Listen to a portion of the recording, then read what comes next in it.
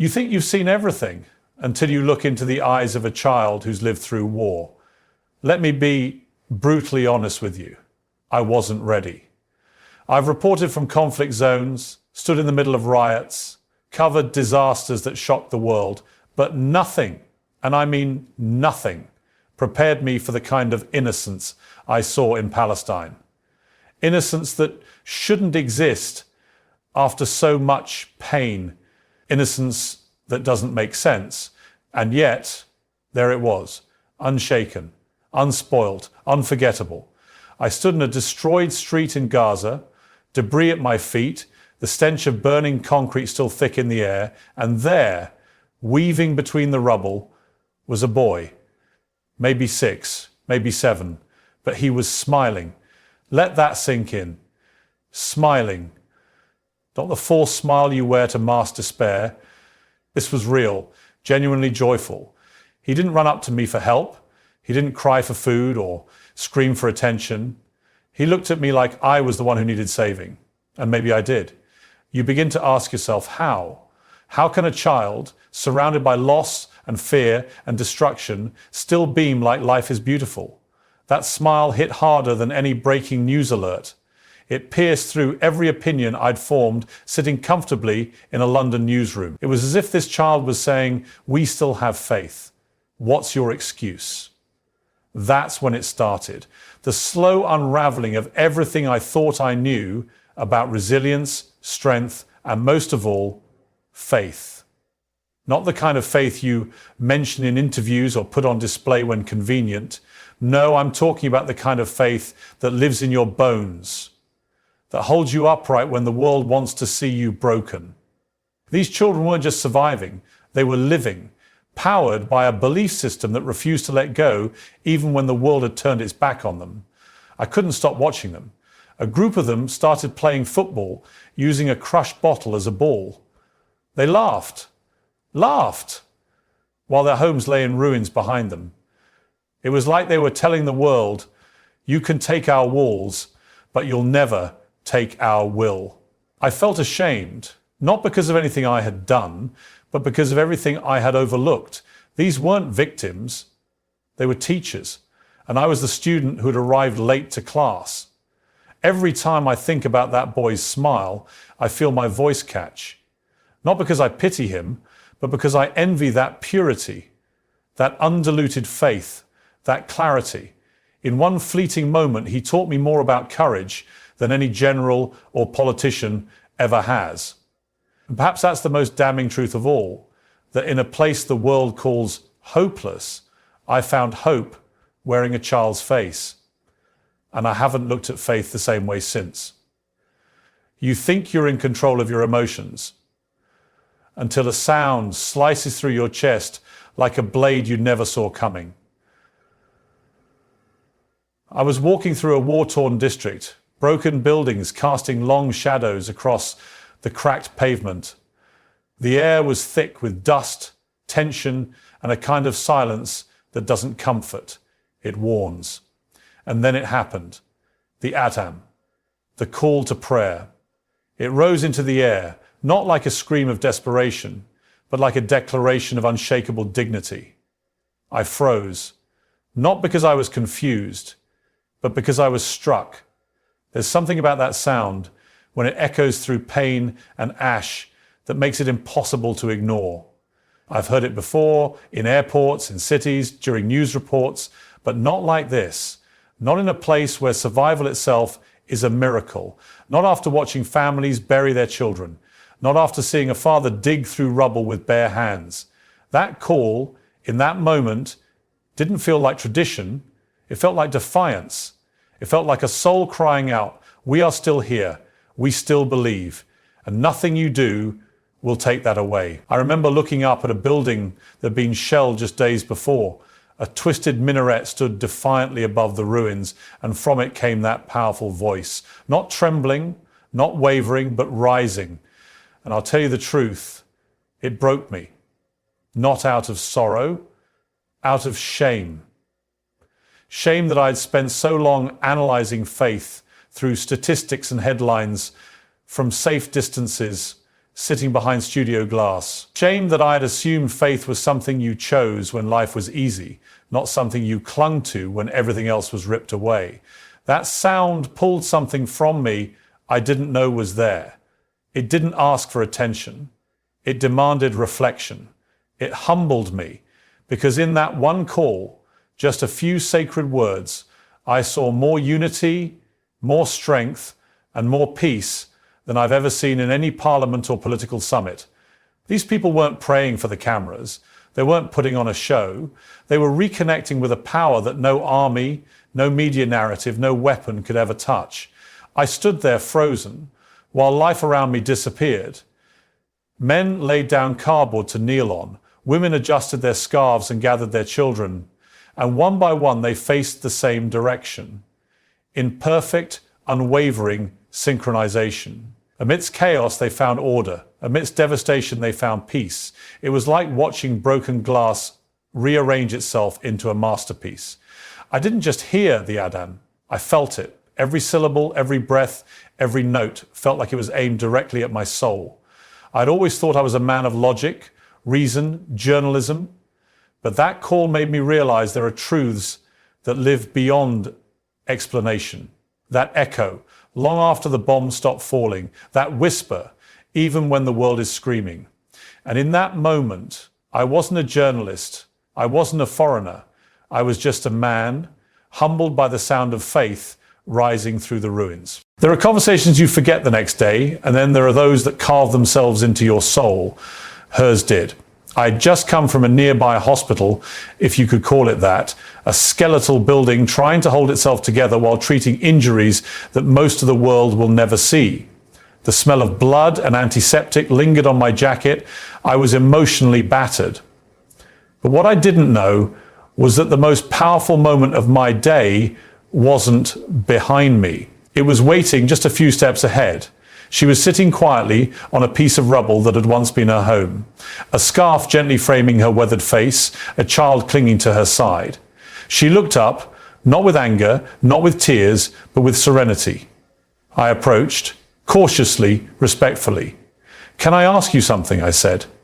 "How do you still have faith after all this?" I braced myself for bitterness, for outrage, for heartbreak, but she simply smiled. A real smile, the kind you don't fake. And then, with a voice steady as stone, she replied, "Because Allah never left me." Those 5 words hit harder than any bullet point in a report. They dismantled every shallow notion I had about belief. This was not a woman clinging to fantasy. She wasn't brainwashed. She wasn't naive. She was crystal clear. Her faith wasn't a crutch. It was a shield, one forged in fire. She had lost her husband, 2 brothers, and her home. But her soul, untouched, unshaken, intact. She didn't need a microphone. She didn't need a platform. That moment, that look in her eyes, said it all. You don't need to scream to be powerful. Sometimes the quietest person in the room is the one who holds the most truth. And she did. She wasn't waiting for the world to rescue her. She was already saved by something far more unshakable than politics or promises. Her faith wasn't just a part of her, it was all of her, and it made her the strongest person I met on that entire trip. What do you say to someone like that? How do you respond when you realize everything you thought was strength, ambition, wealth, control, pales in comparison to the peace in a widow's voice, sitting on the ashes of her past and still saying, Alhamdulillah. I didn't have the words. I still don't. But what I do have is clarity. Clarity that true faith is not about having the answers. It's about enduring the questions. With grace, I walked away from her, not as a reporter collecting quotes, but as a man stripped of all excuses. She didn't try to convert me. She didn't try to impress me. She simply was Dot. And in that stillness, I saw a mirror, one that reflected everything I was missing. She made me question the faith I thought I had and opened my eyes to the kind that never breaks, even when everything else does. Let me tell you something the mainstream media won't dare admit. We've failed you. Yes, we've broadcast the explosions, the casualty numbers, the satellite images of flattened cities, but somehow we've missed the heartbeat. We've reported the war, but we haven't captured the spirit. What I witnessed in Palestine was not just a humanitarian crisis. It was a spiritual uprising, a kind of faith that the West, for all its luxury, logic and liberty, simply doesn't understand. And I say that as someone who's been part of that very machine for decades. The media paints them as victims, as statistics, as shadows behind smoke. But when I stood face to face with the people, not just those who'd lost everything, but those who kept their dignity in the ruins, I realized we'd been telling the wrong story. These weren't just people surviving.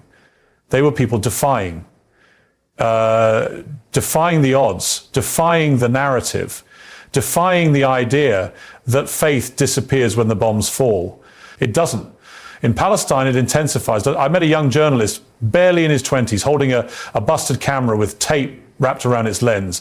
He had lost 3 colleagues in the past month, but he still showed up day after day, documenting the truth the world refuses to see. I asked him why. Why risk it? He looked at me calmly and said, because they want us to disappear, and faith means we won't. That sentence shook me, not just because of its courage, but because of its conviction. He wasn't fighting back with weapons, he was fighting back with witnessing, and doing it with faith as his fuel. Back home, we confuse convenience with freedom. We think the ability to speak makes us brave. But in Palestine, where every word could be your last, they speak anyway. Where every step could end in tragedy, they walk in, and where every prayer could be their final breath, they pray louder. That's not weakness, that's willpower, and it's time we stop underestimating it. I'll admit, I was part of the system that judged faith from afar, that dissected it through debates and scripts and carefully worded headlines. But the real story isn't written in newsrooms. It's written in the faces of the people who bow their heads 5 times a day in a war zone, knowing that at any moment, the world might forget them. So that's my story. And yet they keep believing, they keep rising, they keep saying, we are more than your pity, we are more than your coverage, we are people of Iman, and you cannot silence that. It's uncomfortable, isn't it? To realize that perhaps the people we thought needed saving are the ones who've already found what we've lost. The strength of Palestine isn't just in its resistance, it's in its faith under fire. And if the media had shown that truth all along, maybe the world would have wept not just for the pain, but for the beauty they never expected to find in the ashes. I walked into Palestine thinking I knew what Islam was. I'd read the articles, watched the debates, interviewed the scholars, and yes, I'd seen the headlines, most of them soaked in fear and suspicion. Islam, as presented to the West, was often a caricature. Angry men, veiled women, rigid rituals. But the Islam I encountered in Gaza didn't match that image. It didn't glare at me. It didn't push me away. It welcomed me quietly, confidently, and without asking me to change a thing. It simply was. And that was enough to turn every preconception I had upside down. I saw Islam in the way an elderly man placed a hand on my shoulder, not knowing my name, only sensing my confusion. I saw it in the teenage boy who offered me the last piece of bread from a meal that could barely feed a child. I saw it in the eyes of a girl who recited verses of the Quran while her house burned behind her, calm as the morning sea. This wasn't extremism, it wasn't fanaticism, it was faith. Raw, real, and remarkably dignified. They weren't trying to convince me, they weren't preaching, they were living it, and that was louder than any sermon. I had questions, plenty, but none of them felt necessary in that moment because the answers weren't in the words, they were in the actions. Islam, as I witnessed it there, wasn't about superiority, it was about serenity. It wasn't a performance, it was presence. Every step they took, every smile they offered, every time they whispered Bismillah before doing the simplest of tasks, it was all a reminder that their lives were tethered to something unshakable. It's easy to fear what you don't understand. And the media, my industry, has made a fortune feeding that fear. We plaster headlines with suspicion, fuel debates with half-truths, and stir outrage with selective storytelling. But if we ever stop long enough to actually see, to listen, to be present, we'd realize the truth is far less terrifying and far more humbling. What I found in Gaza wasn't a religion of war, it was a religion of will, of discipline, of gratitude in grief. These people weren't waiting for pity. They were rooted in something deeper, something ancient, something that held them firm while the rest of the world shook. And for the first time in a very long time, I saw what faith looked like without filters. And it was nothing like the Islam we've been sold. The irony? I came searching for facts. What I found was faith.a. Faith that doesn't shift with public opinion. A faith that knows who it is, even when the world insists on misunderstanding it. And maybe, just maybe, that's exactly what made it so powerful. Because for all our progress and privilege, we've lost something they still hold. Certainty in God, in purpose, and in peace. There comes a moment when the noise fades, when the debates dissolve, when the headlines don't matter anymore, and all that's left is you, your breath, and something greater. Mine came in a small, dimly lit room, not far from where a missile had struck just hours earlier. Dust still hung in the air. My hands were shaking, not from fear, but from the weight of everything I had seen, everything I had felt. And then, without fanfare or drama, I knelt. I didn't plan it. I didn't even fully understand it, but it happened, and it changed everything. There was no camera, no audience, no script, just silence. My knees hit the floor, and I bowed my head, not because I was told to, not because I had something to prove, but because in that moment I needed to, not for answers, not for miracles, just for connection. For the first time in my life, I wasn't looking at religion from the outside in. I was in it, not fully, not perfectly, but present. And that presence carried more weight than all the questions I had dragged with me into Gaza. It wasn't a performance, it was a surrender of ego, of logic, of the illusion of control. I'd built a career on being sharp, on asking hard questions, on exposing hypocrisy. But this wasn't about intellect. This was about something you don't explain, you experience. And I did. Fully, quietly, powerfully. What broke me wasn't the pain I had seen. It was the peace I saw in the people enduring it. That peace, that ridiculous, beautiful, incomprehensible peace, didn't come from circumstance, it came from surrender. It came from trust in something higher. It came from belief in the unseen. And it made me ask myself a question I wasn't ready for. What do I believe in? I spent my life standing firm on facts, on data, on analysis, but none of those things held me up that night. What held me up was something I couldn't define. And for once, I didn't need to. I didn't need to win an argument. I didn't need to challenge or compare. I just needed to be still, to breathe, to feel what it was like to finally let go. I think about that moment every day now, not because it made me religious overnight, not because it gave me all the answers, but because it taught me the power of pausing, the courage it takes to be quiet, the strength it takes to submit, not as weakness, but as the highest act of trust. For a man who built his life asking questions, I finally understood the power of not needing one dot. And that moment, in that ruined room, surrounded by rubble, with nothing but the sound of my own breath, became the foundation of something new, something deeper, something unshakable.